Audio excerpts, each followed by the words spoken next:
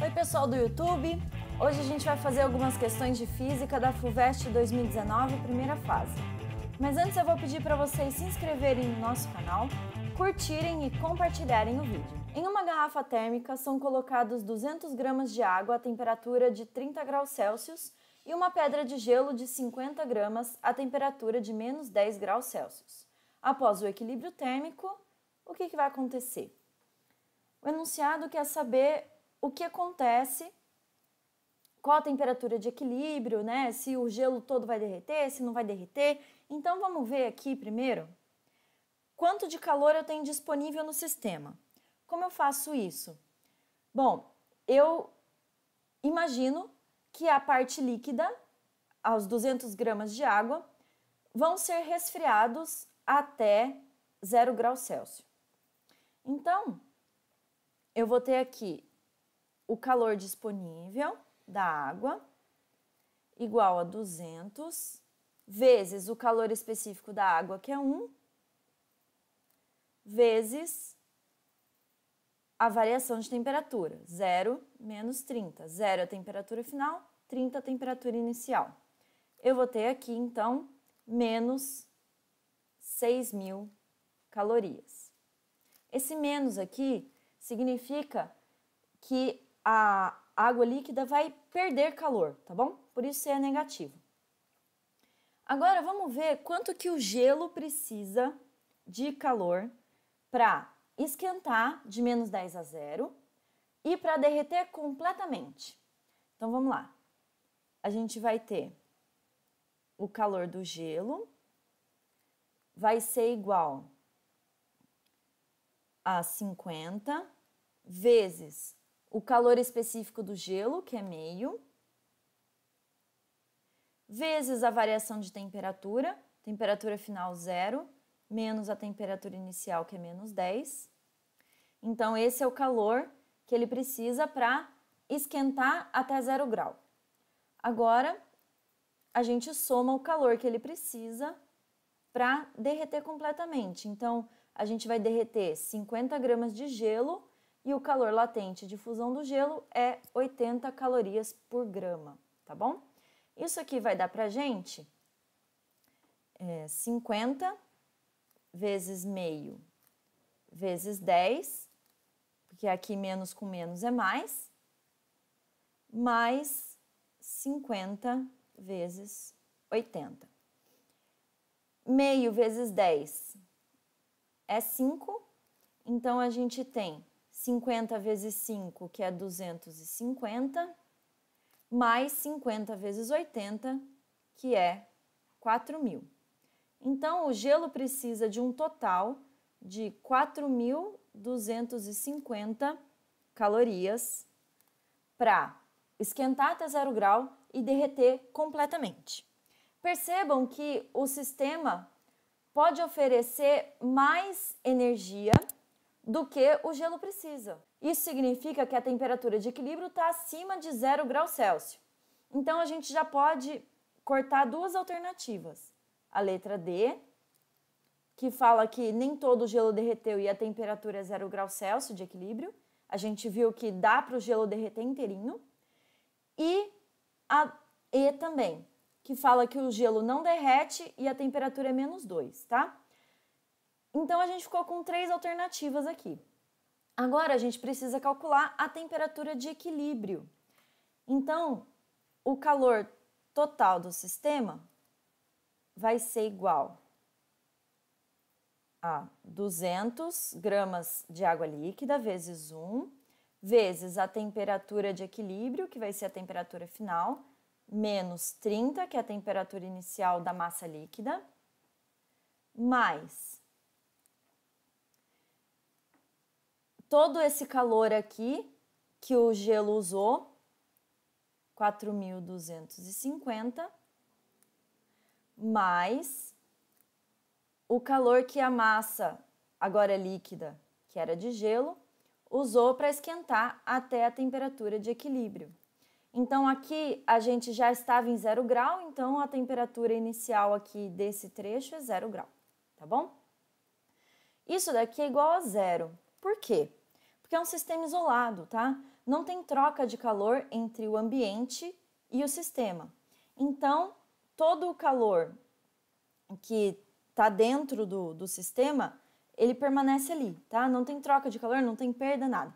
Então, o calor total aqui é igual a zero. Só vai haver trocas de calor entre a água e o gelo. Muito bem, agora a gente consegue descobrir essa temperatura de equilíbrio. Então, a gente vai ter 200 TE, eu fiz 200 vezes TE, 200 vezes menos 30, vai dar menos 6.000. Mais 4.250, mais 50 vezes TE, e 50 vezes 0 é 0. Então, aqui igual a 0. Agora, vamos passar o que é número para um lado, o que é TE fica do outro. Então, eu tenho aqui 200 TE mais 50 TE, 250 TE. Menos 6.000 passa para lá, mais 6.000. E mais 4.250 passa para lá, menos 4.250. Então, a gente vai ter TE igual a 1.750 dividido, esse 250 está multiplicando T, eu vou passar dividindo aqui. E a nossa temperatura de equilíbrio vai ser 7 graus Celsius. Portanto, a resposta é letra A. No diagrama P por V da figura, A, B e C representam transformações possíveis de um gás entre os estados 1 e 2. Com relação à variação ΔU da energia interna do gás e ao trabalho W por ele realizado entre esses estados, é correto afirmar que... Bom, pessoal, vamos lembrar aqui um pouquinho. Variação interna mais trabalho é igual à energia total que foi gasta para fazer a transformação do gás, tá? O que acontece? Quando você sai de um ponto para ir para outro, duas situações diferentes, né? Saiu do 1 e chegou no 2. O ΔU é o mesmo, sem importar qual caminho eu fiz, quais transformações eu usei. Então, como tanto o caminho A, quanto B, quanto C saem do 1 e chegam no 2, eu vou ter que ΔUA é igual a ΔUB, que é igual a ΔUC. Eles são todos iguais, porque eu saí do ponto 1 e cheguei no ponto 2, tá? Todos eles começam e terminam no mesmo ponto. Então, a variação de energia interna é igual para os três caminhos. Então, eu posso eliminar a letra B, a letra C e a letra E. Agora, a gente tem que pensar na relação de trabalho dos caminhos, né? Como a gente tem um gráfico de P por V, o trabalho é numericamente igual à área embaixo do gráfico, tá bom? Então, vamos ver aqui, ó. A área embaixo do gráfico A é esse trecho aqui.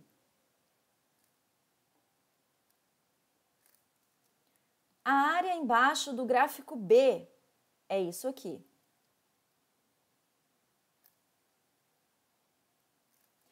E a área embaixo do gráfico C é toda essa parte aqui.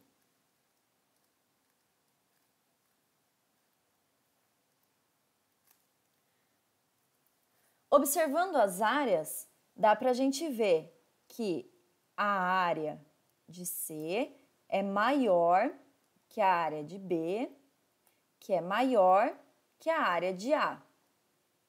Como o trabalho é numericamente igual à área, eu posso dizer que trabalho de C é maior que o trabalho de B, que é maior que o trabalho de A.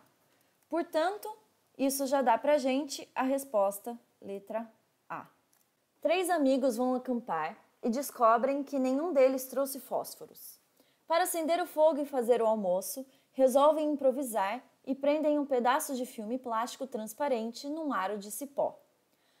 Colocam um pouco de água sobre o plástico, formando uma poça de aproximadamente 14 centímetros de diâmetro e 1 centímetro de profundidade máxima, cuja forma pode ser aproximada pela de uma calota esférica. Quando o Sol está a pino, para aproveitamento máximo da energia solar, a distância em centímetros entre o centro do filme e a palha seca usada para iniciar o fogo é aproximadamente... Bom, pessoal, esse exercício aqui é de lente, né? Claramente de lente. Então, a gente tem uma lente plano-convexa, tá bom? Significa que essa parte é reta e essa parte aqui é o abalamento que a água faz quando ela fica sobre o filme plástico, tá bom? Vamos então entender isso num desenho. Olha só. Eu tenho então aqui essa região que é a calota que ele fala no enunciado, tá bom? Ele fala que a calota tem 14 centímetros de diâmetro, tá? Então, esse trecho todo aqui tem 14, então eu tenho 7 aqui e 7 aqui. O raio da calota é 7 centímetros. E ele fala que a profundidade máxima é 1 centímetro, então aqui eu tenho 1, tá?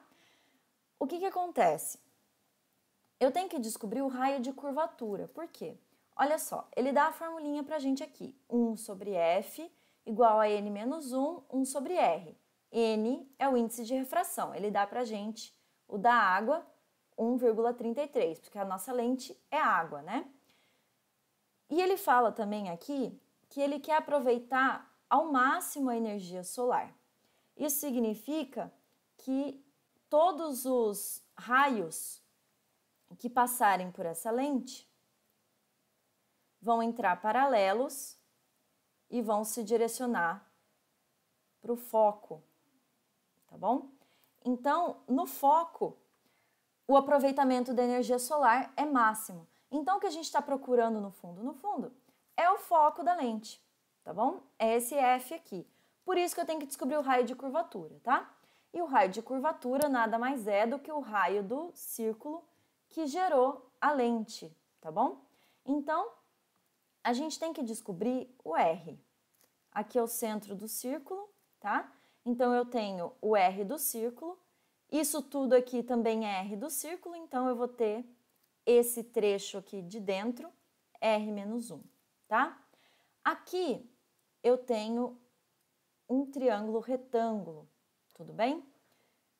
Por que eu posso afirmar que é retângulo? Porque eu quis que fosse, tá? Então, esse raio aqui, ele é perpendicular a essa linha. Eu coloquei dessa forma, tá bom? Então, eu vou usar Pitágoras. R ao quadrado é igual a 7 ao quadrado mais R menos 1 ao quadrado. R ao quadrado é igual a 49 mais... Como que a gente faz isso daqui, né?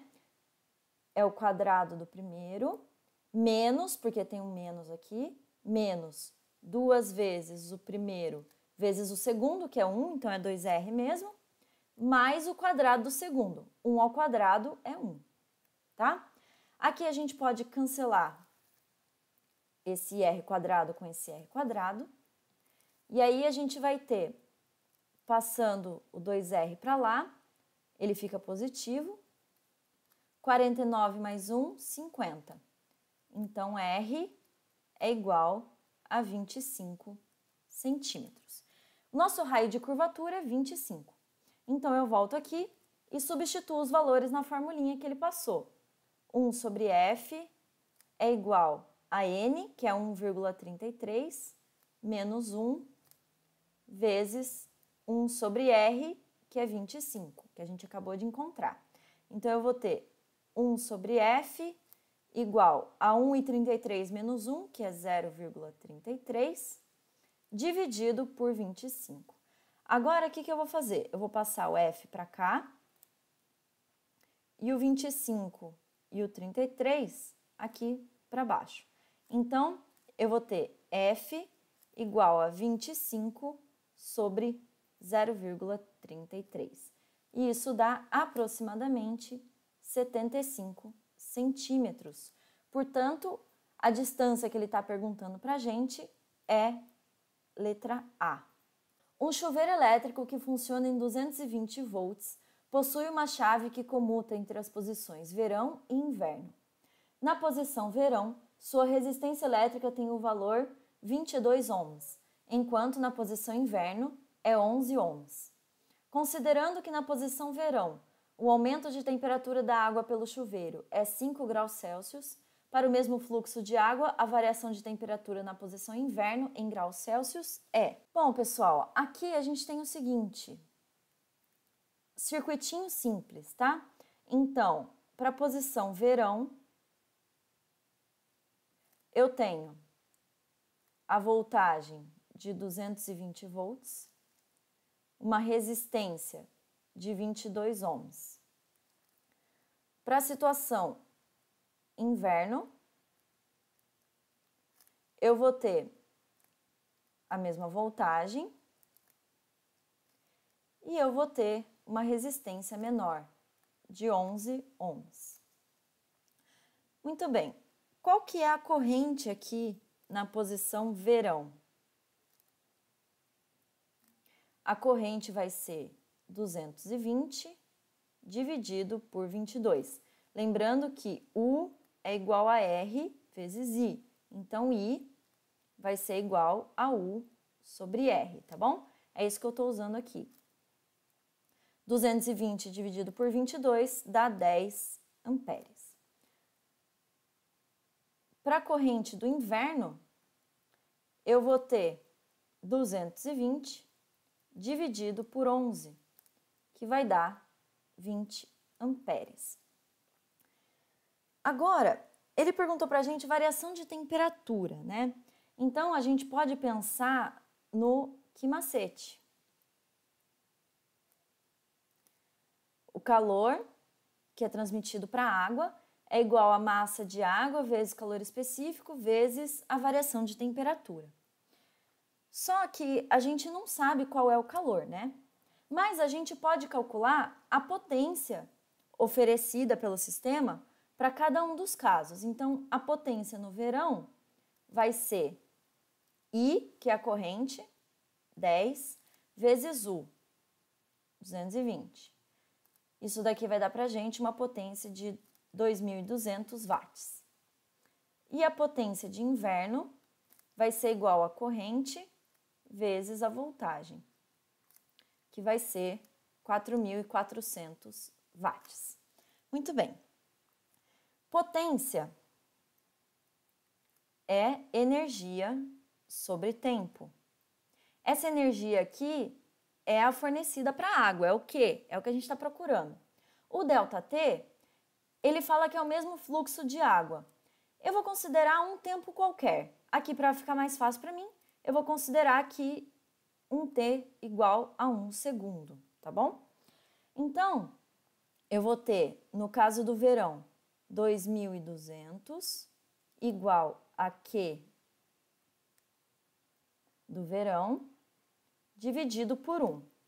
Então, meu Q do verão vai ser 2.200 joules. Para o inverno, a mesma coisa, eu vou fazer 4.400 igual ao Q do inverno dividido por 1. Então, eu vou ter Q do inverno igual a 4.400. Essa informação de mesmo fluxo de água é importante. Significa que a massa de água vai ser igual para os dois. E, obviamente, que o calor específico também vai, porque é só água que está passando no chuveiro, tá? Então, o que eu vou fazer? Eu vou fazer 2.200 igual a M vezes C vezes o ΔT. Qual que é o ΔT para o verão? 5 graus Celsius. Então, eu vou colocar 5 aqui. Então, eu vou ter um M vezes C igual a 2.200 sobre 5.